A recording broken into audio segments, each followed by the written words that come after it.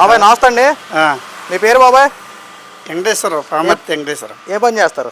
కొబ్బరికాయల వ్యాపారం. కొబ్బరికాయల వ్యాపారం. ఇప్పుడు చూసుకుంటే నిన్న పవన్ కళ్యాణ్ గారు జనసేన ఆవిర్భావ దినోత్సవంలో కొన్ని మాటలు మాట్లాడారు. అదేంటంటే ఈ రోజున టీడీపీ నిలబెట్టింది నేనే, టీడీపీ గెలవడం ప్రధాన కారణం నేను ఉండబట్టే అని చెప్పి పవన్ కళ్యాణ్ గారు మాట్లాడుతారు. నిజమా?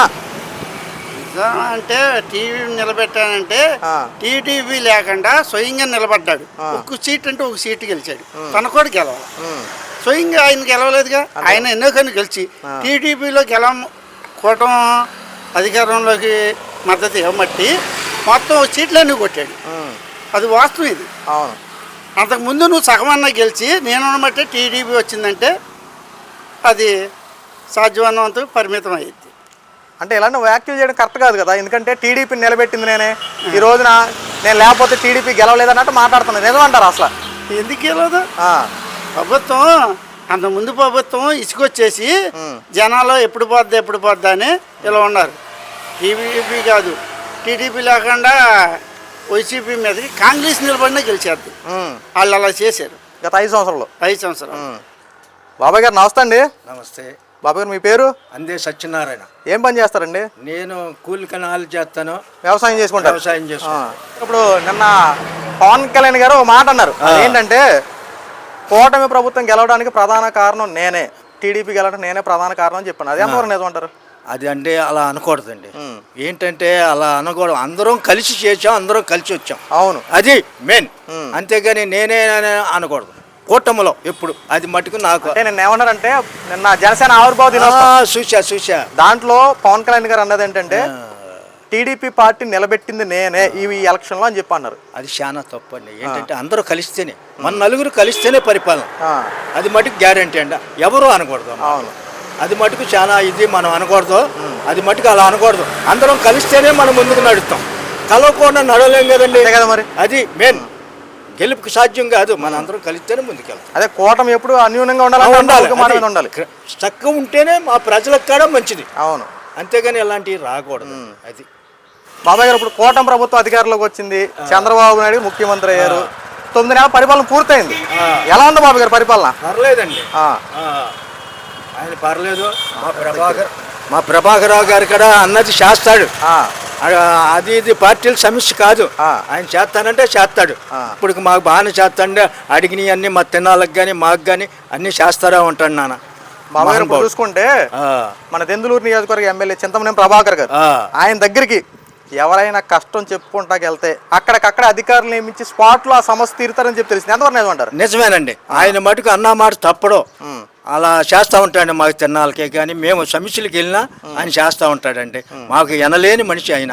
మహానుభావుడు, అందరికీ మంచిది, అందరికీ చేస్తాడు. లేదనుకోకుండా ఆయన ముందు కోపం వచ్చినా ఆయనకు మొత్తం చేస్తాడు. ముందు మటు కోపపు దారి. ఆయన పరిపాలన బాగానే ఉందండి. మనం చెప్పుకుంటాం ఉంది.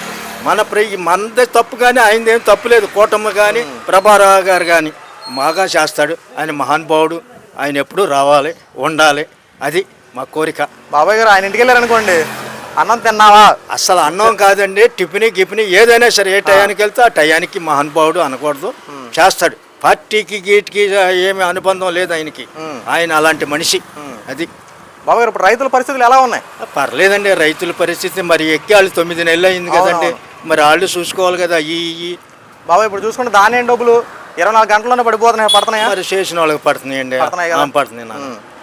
బాబాయ్ గారు ఇప్పుడు అన్నా క్యాంటీన్లు ఏర్పాటు చేశారు పేద ప్రజల కోసం. ఎలా అనిపించింది? మళ్ళీ బాగా చేస్తున్నారు. పాపం అన్నా క్యాంటీన్లో చాలా మంది తింటున్నారు. మనం తినపోయినా మనకు దూరం. అందరికీ అయోగ్యమైంది అండి. ఎవరికి ఎలా చేశారు ఇప్పుడు బాగానే ఉంది, మంచిదండి. అంటే గతంలో ఒక పూట పెట్టేవారు, ఈసారి 3 పూటలు పెడతా ఉన్నారు. చాలా ఇదండి అలా చేయటం. మన ఎమ్మెల్యే గారు అసలు మనకి తీరని మనిషి. మేము ఏ సమస్యకి వెళ్ళినా, మా తిరణాల సమస్యకి వెళ్ళినా, దేనికి వెళ్ళినా మీరు చేసుకోండి అనే ధీమాపరుడు మనకి చేస్తాడు. వాళ్ళు వీళ్ళని లేదు. మేము వెళ్తూ ఉంటాం కదా నాన్న. మా తల్లిని గురించి ఎక్కువ వెళ్తూ ఉంటాం. మా గాలాయకుడు గ్రామస్తులే కాదు, చుట్టుపక్కల కూడా వింటున్నాం. అవును బాబు. ఇప్పుడు రోడ్ల పరిస్థితులు ఎలా ఉన్నాయి? అన్ని రోడ్లన్నీ మరమ్మతులు జరిగినాయా? కొన్ని మరమ్మతులు జరిగినాయి, కొన్ని జరగాల్సినవి ఉన్నాయి. అది ఏంటంటే ఒకసారి జరగవు కదా. అదే గతంలో పోల్చుకుంటే ఇప్పుడు కాస్త పర్లేదు. మనం చూస్తున్నాం కాబట్టి మనం మాకు పార్టీల సమస్య కాదు, వ్యక్తిగత సమస్య, మన పనుల సమస్య, అది మనకు కావాల్సింది. అదే మన మహానుభావుడు వచ్చాడు, పర్లేదు అనిపిస్తుంది. బాబు ఇప్పుడు సచివాలయ సిబ్బంది ఉన్నారు కదా, వాళ్ళు కరెక్ట్గా బాగా చేస్తున్నారు. ఇప్పుడు చేస్తున్నారు, ఆ మాట ఎందుకు చేస్తున్నారు పాపం. బాబా ఏంటి పెన్షన్లు అందుతున్నాయా మీకు? మాకు అందుతుందండి. ఎంత వస్తుంది ఇప్పుడు? ఇప్పుడు మాకు 4,000 ఇష్టం. ఏమి పాపం వాళ్ళందరూ కూడా బాగా పని చేస్తున్నారు, మనకు అందుతున్నాయి. వాళ్ళ గురించి పొద్దున్నే వచ్చేస్తున్నారు. ఇబ్బందులు ఏమి లేవు కదా? ఇబ్బందులు ఏమీ లేవు నాన్న. ఓకే బాబు, థ్యాంక్ యూ బాబాయ్. Thank you. అది బాబు ఎలా ఉంది కూటమి ప్రభుత్వ అధికారులకు వచ్చి 9 నెలలు పూర్తయింది, ఎలా ఉంది పరిపాలన? బాగానే ఉంది. చంద్రబాబు నాయుడు గారు అన్నా పనులను ఒక్కడొక్కడుగా చేసుకుంటూ వస్తున్నారా? ఇప్పుడు మొదలెడతారు. ఇక్కడ సిద్ధమైన వర్గంగా ఇక్కడ అండర్గ్రౌండ్ ఉన్నది కదా, అండర్గ్రౌండ్ నుండి వాటర్ లేకపోతే ఇక్కడ నుండి అండర్గ్రౌండ్ వైరింగ్ వేసుకుని అక్కడ మా నాన్నగారు బోరిస్తే బోరు 24 గంటల్లో బోరేసి వాటర్ నడిపించారు. ఫస్ట్ సార్కి ఇంకా అన్న మాట నిలబెట్టుకున్నారు. అదే ఇప్పుడు అండర్గ్రౌండ్ ఈ డ్రైనేజీలు కూడా వేస్తా అన్నారు. ఎలా ఉన్నాయి రోడ్ల పరిస్థితులు? ఎలా ఉన్నాయి? రోడ్లు అన్ని బాగున్నాయి. ఇప్పుడు రోడ్లు పోసుకొస్తున్నారుగా, అదే ఆగిపోయినాయి, ఇప్పుడు చేసుకొస్తున్నారు. గతంలో రోడ్లు ఎలా ఉన్నాయి, ఇప్పుడు ఎలా ఉన్నాయి? ఇప్పుడు చేసుకొస్తున్నారు. ఇప్పుడు దాని రోడ్ల గురించి పట్టించుకోలేదు గతంలో, ఇప్పుడు పోసుకొస్తున్నారు. ఇప్పుడు మన దెందులూరు ఎమ్మెల్యే చింతమనేని ప్రభాకర్ పరిపాలన ఎలా ఉంది మన సైడ్? రామరాజ్యంలో ఉంది బాబా. ఇప్పుడు చింతమనేని ప్రభాకర్ గారి దగ్గరికి కష్టం ఏం చెప్పుకునే వెళ్ళామనుకో, అక్కడికక్కడ అధికారులు నియమించి స్పాట్లో ఆ సమస్య తీరుతారండి, నిజమేనా? నిజమే. ఒకటి 2 సార్లు చెప్తారు. చెప్పినప్పుడు చేస్తే ఓకే, చెప్పారు అనుకో ఆయన బూతులు అంటారు. బూతులు కాదు, అది బాధ్యత. ఎవరన్నా కొడక నీ బాబు సొమ్మారా, ఇది కాదుగా, ఎప్పుడు ఇవ్వాలి, ఇది ఎప్పుడు ఇస్తున్నారు మీరు అని నిలబెట్టి అడుగుతాడు. 1 సెన్స్ 2 సెన్స్లు ఇస్తారు, 2 సెన్స్ 3 సెన్స్లు అంటారు ఈ మాట. 2 సార్లు అయిపోయాక 3వసారి ఇచ్చాడో లేదో నిర్ధారణ చేసుకున్న తర్వాత అంటాడు ఈ మాట. ప్రజల్ని ఇబ్బంది పెడితే అధికారులు కూడా వదిలిపెట్టరు, ఊరుకోడు. తొక్కు పెట్టి నారదేస్తానని పబ్లిక్ చెప్తాడు ఆయన. అంతేగా మరి. మన ఎమ్మెల్యే అలాంటి వ్యక్తి, ఎందుకంటే ప్రజలకు కష్టం వస్తే ఊరుకునే మనిషి కాదు. ఆ సమస్య తెలుసుకున్నారు. ప్రజలకి బాధ వచ్చాక బాధలు తెలుసుకున్నాడు. చెడ్డ వస్తేనే మంచడీలు వచ్చేది. అంతేగా మరి. మంచడీలు తెలియాలంటే తిట్టినా కొట్టినా ఎందుకు తిడతాడు, ఎందుకు కొడతాడు? నువ్వు ఉన్నావు, నువ్వు యజమాని, నీ దగ్గర నేను పని చేస్తున్నా, నువ్వు ఎక్కడిగా నాకు పని అప్పచెప్పి వెళ్తావు నీ పని మీద. వచ్చాక చేసేవారని అడుగుతావు, చేయకపోతే నువ్వేం చేస్తావు? అంతేగా మరి. నేను పెట్టుకున్నది ఎందుకురా నా కొడక ఊరం తిరిగితాక అని అంటావా లేదా? అంతేగా మరి. ఇది అంతే. ప్రభుత్వం జీతం తీసుకుంటూ ప్రజల కోసం మంచి చేయకపోతే ఎలాగ మరి? చేయాలి కదా మరి. బాబు ఇప్పుడు చంద్రబాబు గారి పరిపాలన ఎలా ఉంది ఇప్పుడు ఈ 9 నెలల్లో? ఈ 9 నెలలు అంటే కొన్ని వచ్చినాయి, కొన్ని పెట్టలేదు. కొన్ని వచ్చాక చెప్పగలుగుతాం. కొంతమంది ఏంటంటే వ్యతిరేకత వచ్చింది అంటున్నారు మరి. కొంతమంది చంద్రబాబు గారి పరిపాలన వ్యతిరేకత వచ్చింది అని మాట్లాడుతున్నారు, నిజం అంటారా? వ్యతిరేక అంటే మేనిఫెస్టో ఇది వరకే చేసి అమలు పరచాల. ఆ బ్యాడ్గా కొంతమంది నిలబెట్టి అంటారు,